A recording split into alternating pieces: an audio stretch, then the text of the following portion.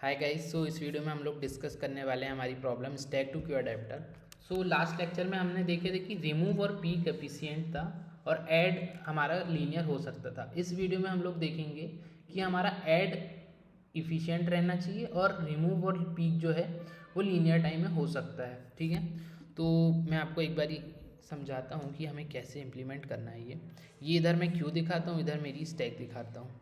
ठीक है, क्यू में अगर हमें 10 बोलते पुश 10 तो हम यहाँ 10 पुश कर देते। सिमिलरली स्टैक में यहाँ पुश कर देते।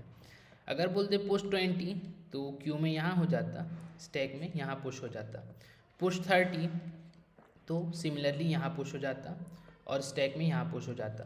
तो इस वीडियो के लिए ना हमारे को ऐड इफ़िशिएंट बनाना है, तो हम पुश तो सिंपली कर देंगे, पुश करने में कोई प्रॉब्लम नहीं है। तो हम ये दो फंक्शन तो बहुत इजीली लिख सकते हैं। साइज़ में क्या हो जाएगा, main stack dot size return कर देंगे।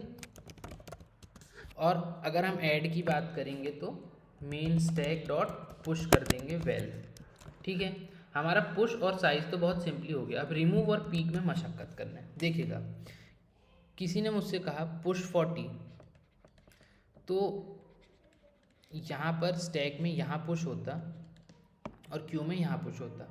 अब किसी ने मुझसे कहा कि हमें पीक बताओ, तो क्यू का पीक तो 10 है और स्टैक का पीक तो 40 है, बट हमें क्यू का बिहेवियर अचीव करना है, तो समहाउ हमें ये 40 रिटर्न करना है। तो देखिएगा ये कैसे करते हैं। अब इसके लिए ना हमारे को एक हेल्पर स्टैक दी हुई है, हेल्पर स्टैक दी हुई है।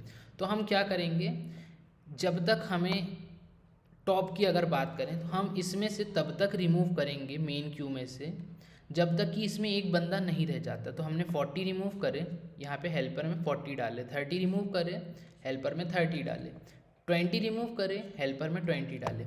जब एक बंदा बचा ना तो उसे हमने कैप्चर कर लिया एक वैल्यू में और उसे भी हमने निकाल दिए और वापस से इस हेल्पर में डाल दिए। तो अब हमारी मेन क्यू जो है वो खाली हो चुकी है कंप्लीट। तो मेन क्यू अगर मैं आपको बताऊं तो मेन क्यू अब हमारी बन चुकी है कुछ इस तरीके से और हेल्पर बन चुकी है। और जो बंदा हमें चाहिए था वो हमने कैप्चर कर लिया है। कैप्चर करने के बाद क्या करेंगे, वापस से हमारी हेल्पर से निकालेंगे, मेन में डालेंगे। हेल्पर से निकाले, मेन में डाले, हेल्पर से निकाले, मेन में डाले और हेल्पर से निकाले, वापस से मेन में डाले। तो हमारी हेल्पर स्टैक वापस से खाली हो गई और मेन स्टैक जो की त्यों हो गई और हमारे को जो बंदा चाहिए था वो भी मिल गया। तो इसे हम रिटर्न कर देंगे। तो ये वाला फंक्शन लिखते हैं पीक का। रिमूव का भी सिमिलरली रहेगा, बस उसमें एक ट्वीक रहेगा। तो हमारा बेस केस लिख लेते हैं, if main stack dot size is equal to 0, तो हम क्या लिखेंगे, रिटर्न तो -1 कर देंगे और system dot out dot print ln Q under flow.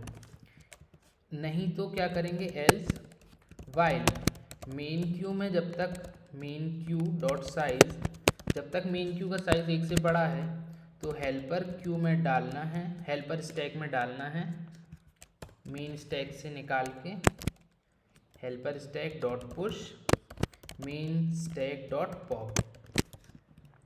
जब हमारा एक बंदा बचेगा हेल्पर मेन स्टैक में तो हम क्या करेंगे, उसे कैप्चर करना है, मेन स्टैक डॉट पॉप, और हेल्पर स्टैक में वो बंदे को भी हमने डाल दिए।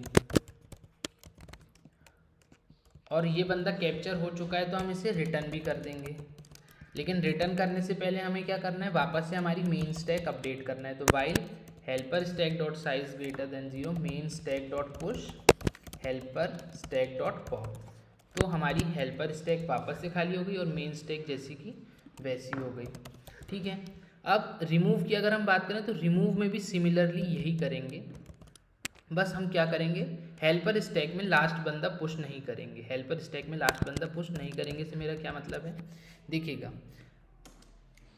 इस मोमेंट पर हमसे किसी ने टॉप पूछा था तो हमने फंक्शनैलिटी डिफाइन कर दी है। अब अगर हम पॉप की बात करते हैं, किसी ने मुझसे कहा रिमूव, तो अब हमें 10 ना रिमूव करना है। तो क्यू तो हमारी कुछ ऐसी बन जाती है, 10 रिमूव होने के बाद रिमूव, तो 10 रिमूव हो गया।